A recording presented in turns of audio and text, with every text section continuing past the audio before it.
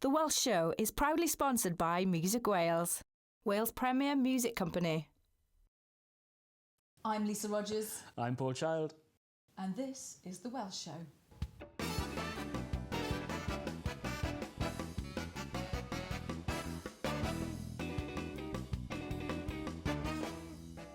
On the show tonight, Paul chats to Keith Chegwin and Olga Sharatenko about dancing to the Nutcracker on ice. We have Britain's Got Talent finalists from Port Talbot, Preskool. And joining us in the studio is comedian Phil Evans. Welcome back to The Welsh Show. So have you had a good week this week then? I have. Guess what I did? God, go on. I went to see Green Day with my son in the Emirates Stadium in London. Rock on. We were rocking out. Yeah, nice me and too. the boy. I have been to Barcelona. I thought you had a glow. Oh, yeah, it's all out of a pot. It's not the sunshine. Very nice. I love Barcelona. I love the Catalan mentality because when you say you're from Wales, they're like, oh yeah, Wales and the Welsh. They see themselves as being kind of akin to Catalan and Catalonia because they were kind of, subjugated by the Spanish and all that sort of stuff. It's great. It's a lovely place. And you speak the lingo? Scorcho. Scorcho. That's about it. Well, look, last week you had your mate Robert Llewellyn on the show. Bobby Lou. Not to be outdone, I brought my mate in this week. It's a fantastic comedian, Mr. Phil Evans. Hello. Welcome to the Welsh Show. This is great. I know, it's really cool. Thanks for having me. No problem, mate. I've made it at last. So how do you know Phil? Dare I ask? Yeah, frankly? well, Phil's another guy I've worked with for quite a while. Phil toured me last year. We did our little theatre tour last year and also opened up on the St David's Day show that we did in Princess Royal Theatre. In fact, tell you what, have a little look at Phil in action. This is Phil. Okay. Thank you. Thank you, lads. Well done. Wow, look at this. Can we have the house lights up a little bit, please, if you would? Thank you for coming. And look at you smiling there in the front row. This is absolutely marvellous. Blonde as well, and you haven't bothered dressing up. This is lovely. Ladies and gentlemen, this is a wonderful introduction. Thank you. Not the best I've ever had, but fair play. Haven't you heard of me before, have you?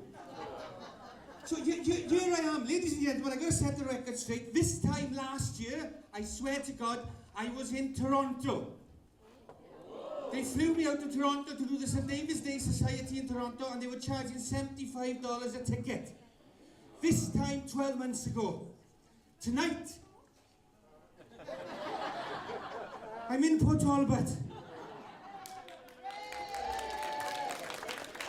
What I was thinking of was, what went wrong?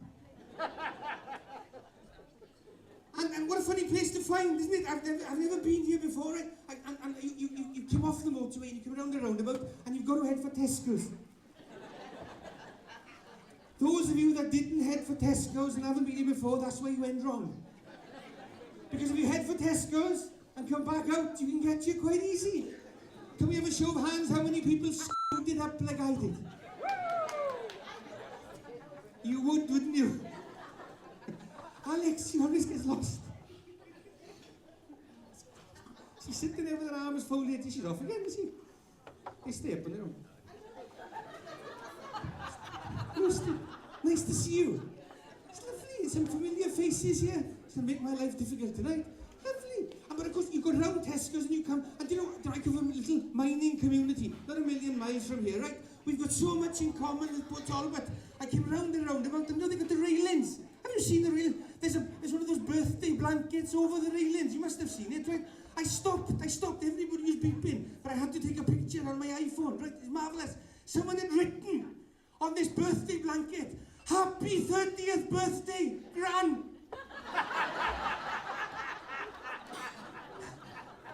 I knew I was in Port Talbot.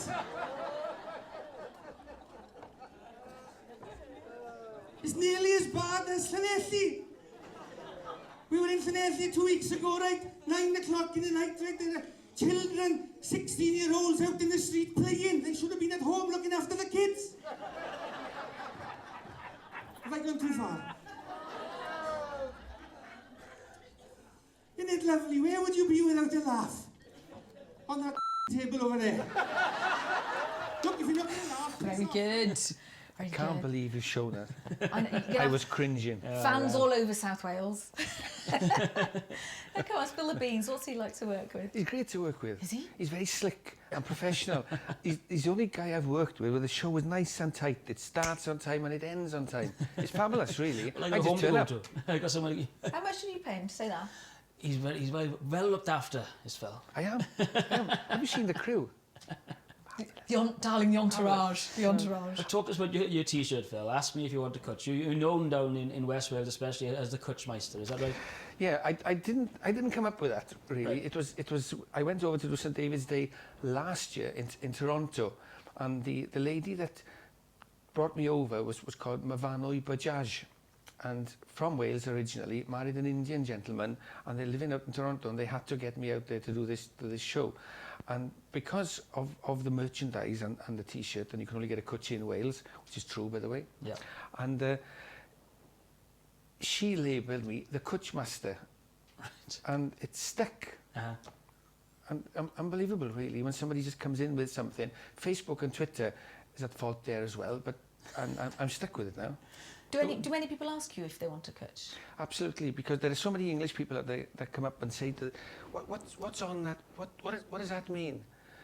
Do you want one? Yeah. Yeah, okay then. You know, and then, of course, they might forget the name Phil Evans, but they will never forget the word Kutch. what happened. You know, what they experienced at that point in time. I still remember being surprised when I left Wales when I was 18 that people didn't know what Kutch meant, because it was just used so normally. That's right. Yeah, it's a normal word, isn't it? Yeah. It's just, yeah. People are like, what's that? Or like Cockneys trying to say Kutch. Kutch? What's that?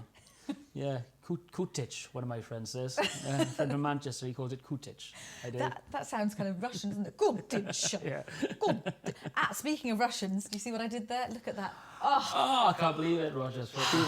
So smooth. Very good. Really, to be fair to Olga, it wasn't really the Russian that you went to talk to, but it was the legend that is Keith Chegwin. It was the legend that was Keith Chegwin. They're doing, would you believe, Keith Chegwin is training to appear in Nutcracker on Ice, which is a proper... No, this isn't Dance on Ice anymore. It's proper ice dancing, you know, with the greatest ice dancers in the world. And I went to see him do a little bit of a practice session down at Planet Ice in Cardiff Bay.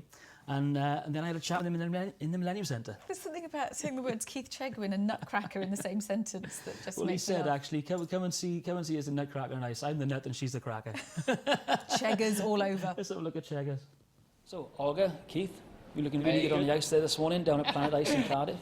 Was that your first time back since your little accident? Yeah, I twisted my ankle and fractured it really badly, just skating for fun. I went with my missus. So it was the first time back on the ice, but and I wanted to do so much more today because she is just so fantastic to skate with. I mean, you know, you just crave to get back on the ice ASAP, you know, just to skate with Olga Sheretenko. Obviously, there's getting back on the ice, and then there's a little bit of a step up to Nutcracker on Ice. Oh, no, it's more than a step up. It really is. It's like being asked to don a pair of tights and do ballet with the Royal Ballet. Yeah. You know, this is like, they are, I can't tell you, they're just so spectacular. You see moves on the ice that you've never seen before, and I said to them, what are these moves that you do? They haven't even got names for them. You know, you're skating with 26 world champions and Commonwealth and gold medalists and European people, so it's more than a step up. So this is, of course, the Imperial Ice Stars, which you're a part of permanently, Olga, yeah? Yes, it's my life. I should say it's my life. We constantly on tour with Imperial Ice Stars around the world. And so when you do Dancing on Ice, that's a little break from your day job, really, is it? It was, yes, it was. But it was such a good. I think it was great. It just went so well because last year Keith was going to get on Dancing on Ice and he didn't get a chance because of his injury, his bad injury that he felt. Torval and Dean said go round on the ice as fast as you can. So I did, and I fell over. Broke my shoulder and cracked 3 ribs. But you did beat their record, I understand. Yeah, because the course record is like 14 miles an hour, and I was skating around at 15. But I thought, hang on a minute, they said go left, so I went left, and then the injury happened. So I think it's probably fate, you know, that sort of gave me that year to sort of develop and sort of work at my skating, and then appear with Olga. And it was so nice to be thrown with a partner of equal sort of mentality, really. You know, we were working, training 6 hours a day and doing 3 numbers a week, weren't we? Really going for it. Yeah. And she never tired. 1 week, what did you have? What was that illness? Oh, some viral thing or what have you, that had her literally lying on a bed and then skating on Dancing on Ice with me in the evening. She was so ill. You were actually very determined as well, because to have an injury like that, 3 broken ribs, and then to come back and say, yeah, I'm still going to dance on ice again. Yeah, because, you know, I've been offered a lot of reality shows. I mean, I can't tell you the amount of times I've been offered to go in the jungle or, you know, stay in a house or loads of things. And I've always turned them down, not because I don't enjoy those shows. I love watching them as a viewer. I mean, I love Strictly. And they asked me to do that last year. But it sounds a bit rude, and I don't mean to be. Anyone can dance, can't they? They can sort of move around like a chicken. I can do that. But this is something that you've really got to master and learn, because you're risking life and limb going out on the ice. And I thought at my age it would be such a challenge to have a go at it. My biggest worry, though, is that they'd sort of, Torval and Dean would turn around and say, well, you know, here's 1 week, do the Macarena or Agadoo, right. and then you know you're really bad, don't you? But they never did. So, and the biggest sort of like moment for me is when Robin Cousins said, your footwork's really good. Right. So I thought, oh, I've perhaps learned to skate a bit. So a lot of training between now and November when Nutcracker on Ice comes to your training centre. Different type of training, isn't it? Absolutely. It's not like... It's not what we've done before, but at least we had some work done already. I mean, we started skating together. We started to feel each other as a partners, and there is a chemistry, and you know, as a partner on ice, you have to have that things together.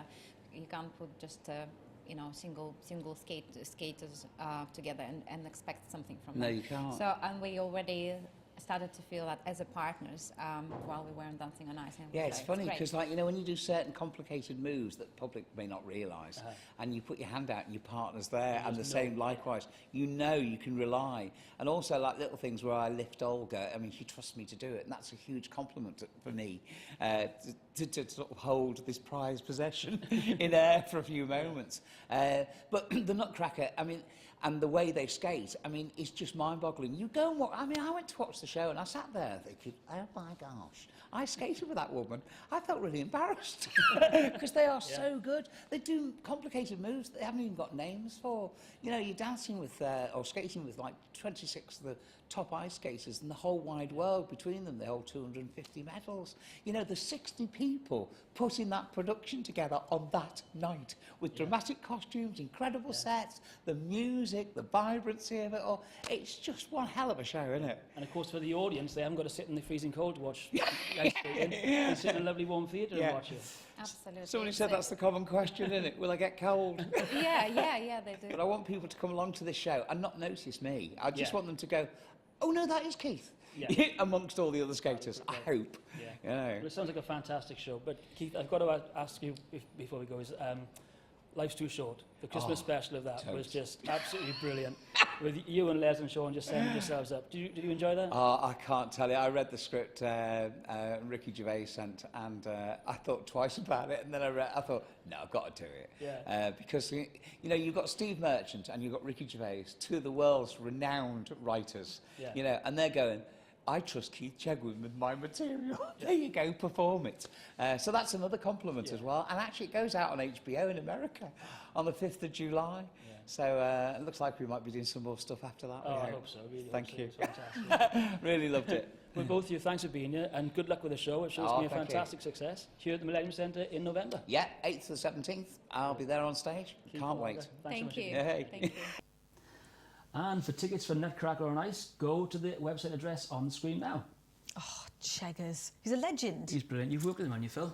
Many years ago, probably about 5 stone back, as part of Make-A-Wish Foundation, and he's been involved with Make-A-Wish Foundation for a number of years. Yeah.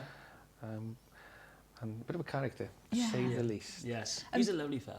For people my age, old age, he's a legend. He's a TV legend. Cheggers Plays Pop was my favourite programme when I was a kid. Well, I go back further than that. I remember actually Swap Shop, when he was the guy who did the outside broadcast for Swap Shop. I went to one. No, yes, you didn't. I was in the crowd and handing the thing over the... I can't remember what it was, but I did a swap and it went through Keith Chegwin's hands. He must have been quite young then. I'm trying to work out age, but he must have been quite young. Yeah, I didn't have the heart to tell him that, of course, at the time. But yeah, absolutely. God. And is he as lovely in real life as you kind of think he's going to be? He came down, even before he started skating now at Planet Ice, he came down to us first of all just to say hello and whatever, and he was absolutely brilliant, really nice guy. Oh, Cheggers. Good.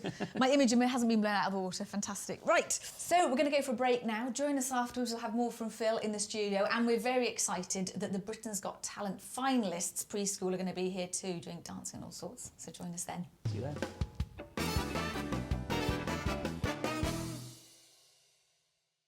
The Welsh Show is proudly sponsored by Music Wales, Wales' premier music company.